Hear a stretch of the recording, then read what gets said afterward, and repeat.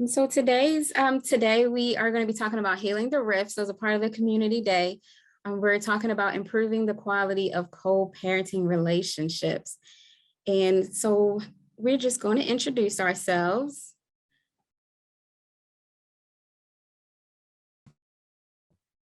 I guess that's me. How you doing?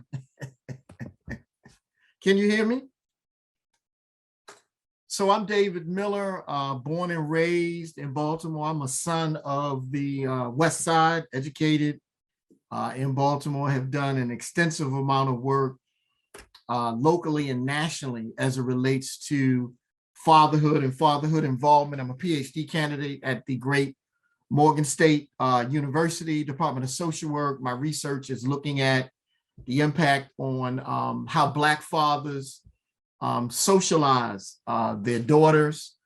Most of my time is really spent leading groups with boys and men, looking at important topics like defining manhood, better understanding the essence of fatherhood, and some of those other challenges that young men face. I'm also a writer. I've written a number of books. My curriculum, which is called Dare to be King, What If the Prince Lives, is a comprehensive life and survival skill workbook designed to engage African-American males about growing up in toxic neighborhoods. And so I'm super excited this afternoon to join you guys. Thank you. And I am Dina Barnwell. I'm a certified health education specialist and a community health worker in Maryland. I hold my bachelor's and master's degrees in health sciences. And so my work focuses on increasing the accessibility of health and wellness. And my specific focus is one of my favorite protective factors is social supports. So how can we strengthen relationships? Also a member of the Black Female Fatherhood Scholars, which is a group of female scholars who are promoting the recognition of fathers as equally valuable and necessary parents, and working with the Morehouse School of Medicine's Prevention Research Center to improve relationships between fathers and co-parents and fathers and institutions. I'm super excited to be here today to talk about co-parenting. But before we get started, we want to just talk about why this is even important. We have dads, we have moms, and like why do we need to work together? What benefit does that offer to our children? And just to say, this is general. So this is based on research. Of course, not every situation is going to fit. There's going to be some situations that are going to be different. But this is just what the general research suggests on the complementary parenting styles of dads and moms. So this is one of our favorite little graphics here. Mm-hmm. And I can bear witness as a mom when, that kid's getting tossed in the air, I'm thinking like they're about to shoot to the moon.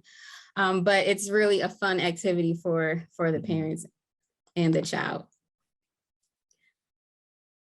So talking about mother's love, the unique style of mother's love, there's more so this gentle, this cuddling of children, that increases children's feelings of security, holding them close. Moms tend to encourage caution and consideration. So let's not be too risky. What might happen here? Be safe. Mothers typically simplify their words. So we kind of get on the child's level. We speak in words that they will understand. We even go so far into the baby, we really get into it. And then there is communication. Moms are often more descriptive, personal and encouraging. There is sympathy and grace when faced with disobedience. And so I've been that person sometimes where dad's coming in trying to issue some consequence. And I'm like, but look at that face. And so that is typical. It inspires children to be hopeful. Mm-hmm. And then moms are very aware of the worldly things that can hurt their child. So there's this intense focus on what could hurt my babe and how can I protect my child from all of this harm. Mr. Miller, did you have any? Yeah, I mean, and I'm excited to really talk about the dad's perspective. I just think that that's the beauty of co-parenting, where you can bridge sort of the masculine and feminine energy in terms of of parenting. And oftentimes in a co-parenting space, parents battle over should we do it the way mom wants it to be done or the way dad wants it to be done. And then I think ultimately children end up suffering because children need the benefit of both masculine and feminine energy when it comes down to things like, discipline, the way you talk to your child. Even going back to the earlier slide, I have a son and 2 daughters. Even with my daughters, we wrestling, we on the ground, we choking each other, we punching each other in the head. And so it's like, that's how I express, love and play. And I'm not, even with my daughters, I'm not trying to hurt my daughters, but a lot of times I'm, particularly when they were younger, a lot younger, play would be rough. Right. And so again, a lot of times I think we want to assign fault, who's right, who's wrong, when we really need to look at sort of the beauty of men and women historically, traditionally, men and women see the world differently through a different lens. And I think it's incumbent upon us as adults who have children to understand each other's lens and each other's perspective. That will make the co-parenting relationship more well-rounded. Yes. And thank you for that segue, because I'm just going to read some of these things and then you can expound more on your experience. There is this huge benefit of father's love from day one, from father's involvement, from father's interactions.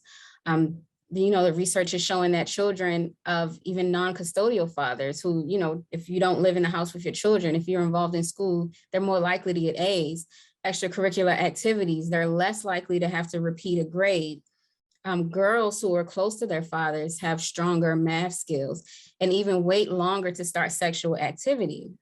Teenage pregnancies or, even puberty has been shown to be, put on a regular schedule when an active father is involved. That active and rough house play that Mr. Miller was speaking about, it helps children learn the balance between, being timid, but sometimes you have to have that, that strength about you and be willing to take on new risks. Fathers tend to talk normally rather than down to the child's level, which causes the child to expand their vocabulary, learn new words, and understand that form of communication. Dads tend to enforce rules fairly and sternly, and that teaches children that behavior has consequences. Actions have consequences. Fathers focus on preparing children to interact with the world. So whereas on the balance side, mothers are like, let me protect you from the harshness. Fathers are like, this is what you're going to have to be dealing with, and let's make sure you're ready. Boys who grow up with active fathers, they learn how to channel that masculinity and are less likely to be violent. And girls who have involved dads are more likely to select partners who do not abuse or mistreat them if they have this example of how they should be treated from their dads.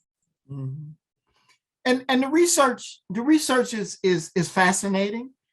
Sadly, there isn't enough strengths-based research on the impact that Black fathers have on their children from sort of a social and emotional standpoint. I think historically, a lot of the research has looked at whether or not dads are paying child support and some of those kinds of things. But there's some really fascinating research on the horizon. There's some emerging research. And a lot of the research that I'm doing in terms of looking at the impact of Black non-residential or non-custodial Black fathers, the impact that dads who don't live in the home have on the social and emotional development of their daughters is really important, particularly some of the things that you've indicated. Girls who have a dad who's involved tend to do better in school academically. They tend to do better. They tend to do better socially. It reduces the likelihood that they're going to be involved in intimate relationships at a very young age. I just looked at some research that talked about children who have high quality relationships with their fathers are less likely to have things like asthma. So even when you look at health related things, we know the benefits of a father's love and father involvement. I think too often we still paint dads from a deficit standpoint. A lot of the literature, people are still doing studies that talk about dads are not involved or emotionally disconnected from their children without kind of understanding sort of the full landscape, particularly when you talk about non-custodial fathers. What we know about dads who don't live in the home with their children, if dad and mom are not romantically together, then oftentimes there's an issue with the co-parenting relationship. Dad might not necessarily be able to visit his son or daughter as much as he would like to because, mom and dad are beefing. And so we know, even when it comes to dads who are not in the home, there's just a lot more work, a lot more support that we have to be able to provide dads. I absolutely agree. And I think that's why we started here with this whole session, is because there has to be this understanding that the involvement of both parents is important. And if there's a deficit on either side, there's, the children are missing out. And so that's why we want to talk about how do we strengthen this co-parent relationship so that our children can benefit, and ultimately us, because, between the parents, even our health and stress levels will be better if we aren't beefing with our co-parent. Yeah, for sure.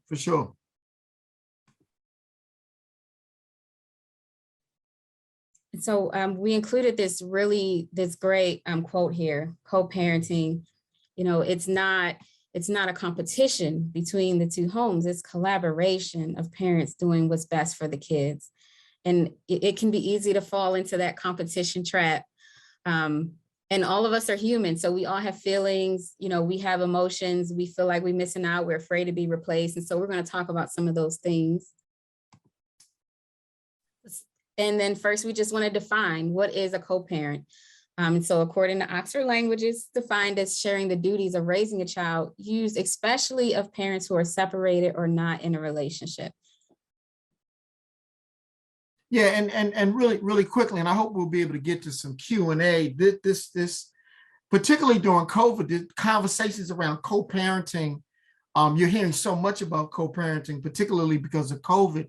And I just think that one, it's not easy. I was a co-parent at one particular time in my life with my oldest daughter. It is definitely not a competition.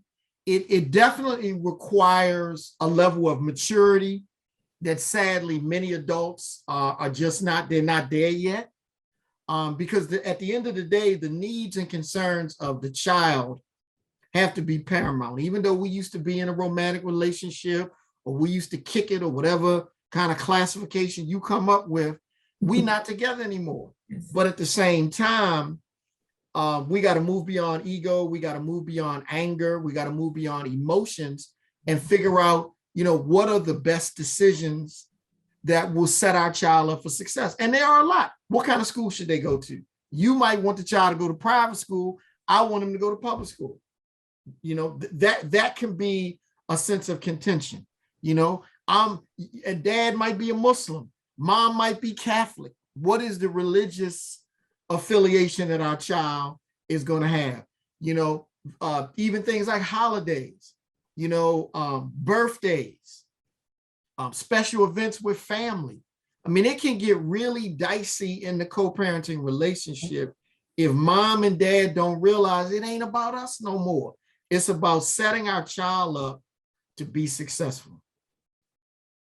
Yes, and I can bear witness to some of that conflict. I think I'm co-parenting. He's 13 now, but I can remember conflict over things like if I'm exercising, if I'm hula hooping. I have a weighted hula hoop I use for exercise, and there was like some serious conflict over whether or not my son should be hula hooping. So there's like any number of things to really talk about, but it's important. Yeah. And so we kind of wanted to get a little bit more into what are some of those things that can make co-parenting difficult. So there are the feelings. So like Mr. Miller said, we used to be in a relationship. We used to kick it, and now we're not. And I'm upset with you, or however the relationship ended. There could be a lot of anger concerning whatever that straw was that broke the camel's back. There are some cases where the parents were never even in a relationship. Sometimes you just had like a really fun night and there's a baby. And so now you're getting to know your partner at the same time, you are trying to co-parent. You don't even know their communication styles. You might be upset with them with how far away they live. We all have feelings, and they're they're fine because we are human people. But that can be a barrier if we aren't sure how to manage those feelings. New partners. So if someone gets a new girlfriend or boyfriend, I don't want my kid around this person. I don't know them. Or fear of being replaced. We had someone ask a question about, when should the children call the other parent like dad or mom? And a lot of parents are not okay with that. Like, I'm your one dad. I don't want you calling anybody else dad. And that's it. Or I'm a mom. Don't call anybody else that. That's my thing. So that can be a barrier, how we interact with those things. And then new partners can also be a barrier, because oftentimes if we are still angry and upset with our co-parent, when we get into these new relationships, we spend a significant amount of conversation kind of trash talking that person, how they are, or the things they do that you don't like. So then when they meet your new partner, there's already this animosity there the first time they met, because your new partner has heard you talk so poorly about your co-parent for so long. No, because the brothers would be like, well, the sister crazy. That's the first thing man, you don't know. She crazy. That's the first thing. I know the brother's mad, but that's the first thing we say. So when you're the new partner, you come in and you meet the young lady, and you like, she not crazy. She seemed really normal and well adjusted. And so all of those things that you have talked about, and what I had this grown man conversation with these brothers, like, yo, here's the deal, man. Y'all had a child together. Y'all not together anymore. If you think that she not sleeping with somebody else, and if you don't think that other partners are going to be around your child, then something is wrong with you, because she just like you done moved on, you done been with 4 or 5 other women since y'all broke up. And now that she with one guy, you got a problem. And so part of it goes back to this ego, maturity. And again, the key is we got to set our children up to be successful, because I know at some point we want to be able to take questions. I just don't think people understand the impact that bringing these children in this world, and then the parents are beefing, and then the child ends up ingesting all of that toxicity and anger. And then that child ends up going into a school system and lashing out, first grade, second grade, because there's so much turmoil at home. And then that child doesn't get the kind of support that he or she needs. And then by the time that child is 16 or 17 years old, they out here with a gun. I mean, it's a cycle in our community that is responsible, as spiritually guided, sober, responsible parents. We got to make some decisions that we want to break the cycle. I agree. And a lot of times we think children aren't listening, but they are. My kid, there are times I thought he was asleep, and he woke up when he heard himself mentioned and just popped up. I'm like, I thought you were asleep. I was just had my eyes closed. They are listening. Or if you think you're in your room and you're on the phone and your door is closed, a lot of times they can hear, they know what's going on. And they can, if you've ever walked into a room and felt how thick the air was because of the tension in the room, children can feel that as well. If they walk into a room and then there's just recently been an argument, and they can feel that, they take it on, and they don't know how to process it, safely or effectively. And like you said, Mr. Miller, sometimes that turns into some poor behavior. There's a lot of poor communication, wanting to win the argument. And a lot of times that leads to us saying the most foul thing we can think of, because we want to win. So we're going to talk about, I think I heard a comedian say one time, in a fight, a person, but I remember when you suck your thumb when nobody's looking, like, you just say the worst thing because you want to hurt this person, you want to win. A lot of times we're not saying what we mean. This is my thing. I'm a beat around the busher. And so I'm saying something and I'm thinking it's clear and it's understood, but the other person is taking it completely different because I'm not being clear. Listening to respond versus listening to understand. So it's like, you're just waiting to get yours in. Just, all right, what are you saying? Yeah, yada, yada. Okay. But this is what I'm saying. There's no real, attempt to understand what the other person is. You just want to get your point across. And then withholding children as punishment. And this is a big one that we see a lot with custodial parents, where there will be a case where you're upset with your co-parent, and so you prevent the co-parent from seeing their child. And that is damaging to the child because you're keeping them from that other expression, as we mentioned earlier, either the mother's love or the father's love. You're withholding that from them. So you think you're punishing the partner, but you're really punishing your child. And that is actually, if you can see the compassion, in some of my research on the mental health of fathers, one of the biggest factors that influence depression and anxiety is the other parent acting as a gatekeeper, telling them when they can see their child, when they can't, withholding their child because they're upset with them. Until you do this, you can't see your child. And that can damage the other person's mental health. That is fighting dirty. There's, court system, unhealed trauma, and lack of accountability. And the last two are kind of related because a lot of us are still processing trauma from when we were younger. We saw our parents arguing and we're carrying that on. We still have hurt.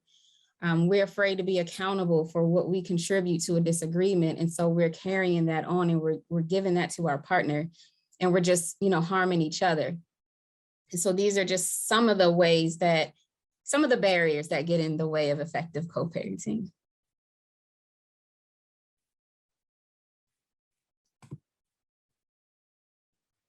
So we're going to get into some tips. So we talked about what the barriers are, but what can be helpful? What are some things that we can consider? So the first thing, I like to think about the 3 C's of co-parenting. So communication, compassion, and compromise. Communication, a lot of it is on the, is being upfront on the preventive side. So how can you say something in advance? How can you communicate? How can you be clear? But there's also conflict resolution. And there was a session right before this one with Tara McCall from OOPS, who shared some really good tips for conflict management. So if you want to check out that session, if you didn't, if you want to get the recording, or if you want to reach out to her, who have some really good tools on how to communicate effectively, compassion, and compromise. Involve a trained mediator. The Baltimore Community Mediation Center does mediation. A lot of the services are free. They do parenting plans. They help manage conflict. And it's important because if you involve friends and family, there's bias there. I tell my friends all the time, like, if I'm listening only to your side, by the time I get to the other person, I'm already going to be team you because I didn't hear the other side and I'm walking in with this bias. So it's good to use trained third parties who can pick apart those things and kind of give that unbiased feedback. No, you're right. And many times, because of the emotional baggage connected to the relationship, neither one of us sometimes are equipped to make the kind of intelligent decisions that need to be made on behalf of our child. And sometimes we need that third party voice. Super important. Yes. I think that leads into we have excess mental health resources just because a lot of us are carrying that trauma, but then the learn to concede, right? So we're not always right. I know, like, we don't like to admit it, but it happens. Sometimes we weren't correct. Sometimes we didn't say the right thing. Sometimes we spoke, we fought dirty. Sometimes we can tell when we did something that isn't right, or sometimes we can't. But if we really listen to our co-parent or our third party, our mediator, then we can actually see and accept that we messed up in that situation. But it's okay, because it's one of the things about being human is we're wrong sometimes. accept that there are many ways that something can be accomplished. So everything doesn't have to be done my way. There are, if I'm going from my house to work, there's any number of ways to get there. I can go up to Alameda, I can go up Black Raven, go over, Goucher Boulevard. Like there's many different ways. And so if I'm set on my way, then I'm limited. But what if somebody says, hey, Dina, why don't you take, York Road? I go up York Road and now I found a new way. It might've been more efficient. I might've found a new store that I never would have saw if I didn't listen to this person's feedback. And so it's really okay to try the other person's way. And one of the reasons why I think that this is just such an important conversation is because I also think that at some point, as two people that are co-parenting, realizing that you are raising a child that will be a young adult, and a lot of the things that adults are dealing with in a co-parenting relationship, because your children are watching you, can benefit them as they get older. Things like being able to compromise, things like even learning. Sometimes it's just better to just not say anything, so this whole notion that your children are always watching you, and ultimately our goal is to prepare them to be successful. A lot of these tips are things that we need to adhere to or think about as adults that are co-parenting, but they're also useful skills that help us build healthy adults in the future. Exactly. Yes. Keep the children in the forefront of your mind when interacting with your co-parent. There was a time for me personally where I had to change the contact picture for my co-parent to my son's face. So whenever that phone rang, I would see my kid's face and it's like, oh, okay, I can't be mad. It's my son, he's cute. And so it was just a tool that I used to make sure that he was in the forefront of my mind during that interaction. Or every time a message pop up, it's my kid's face. So it's like, I can't be angry, he's cute. Learn to differentiate. So a relationship not working out doesn't mean the person is not going to be a good parent. And in a lot of cases, many of us, due to our own healing or our behavior, we may not have turned out to be good partners in a relationship, but that does not mean that we won't be good parents to our children.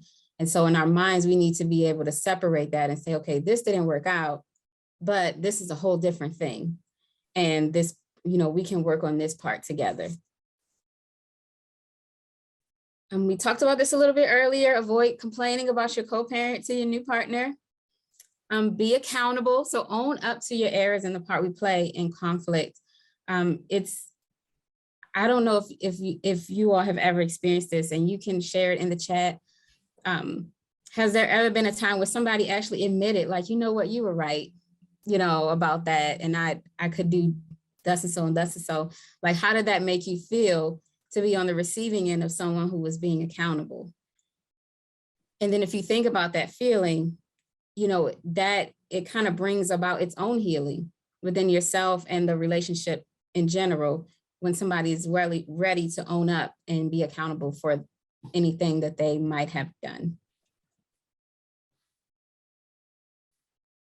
So we're organizing. We're going to use shared calendars. How can we know where the child's going to be? When are the games that are coming up if they're in the extracurriculars? Are there award ceremonies coming up at school? Back to school night, parent-teacher conferences? What is the child involved in? And if we can use a shared calendar or some type of electronic, then it's just automatically shared. One person adds it to the calendar, the other parent already knows. So you're not worried about forgetting or being upset and just not wanting to tell the other parent. There's that automatic information sharing. And then for being involved, so with the non-custodial parent, make sure your information is on file with the doctors and the schools and extracurricular activities, so you can get those email blasts and when things are coming up, and if there's anything that's happening with your student or your child that you can kind of be involved with.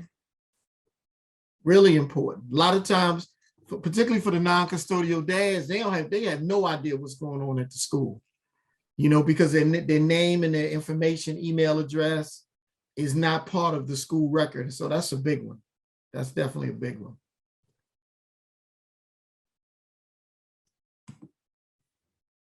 And so that comes to the end of our tips.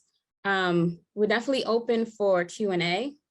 If anyone have any questions you want to ask that you want to maybe put in the chat or use the Q&A function, or if you're watching it through the app, the chat there, is there anything that you kind of want to talk about or have questions?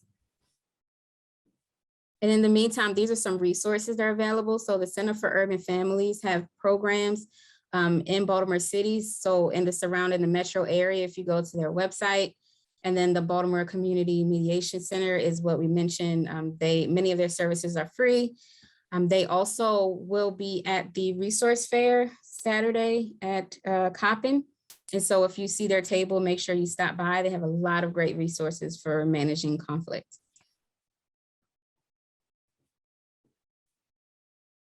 Yeah, so looking for some questions. Now, how are the questions going to come in? So we have a chat box here in the Zoom. Right. And then within the Hoover, is it Hoover app, there is a chat function and a Q&A inside of the app. Okay.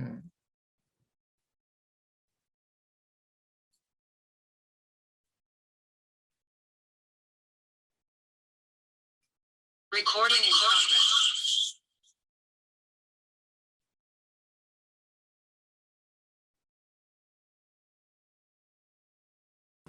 Okay, so it looks like we don't have any questions coming in. If you want to engage with us, just feel free to do so through the Hova app. So there's a lot of topics and things posted. You can still chat about this session after it's ended. Then our contact information is here in case anyone wants to reach out at a later date. And thank you all for your time and enjoy the rest of the day and the summit. You guys be safe. Super important that we figure out ways to become better parents and better co-parents.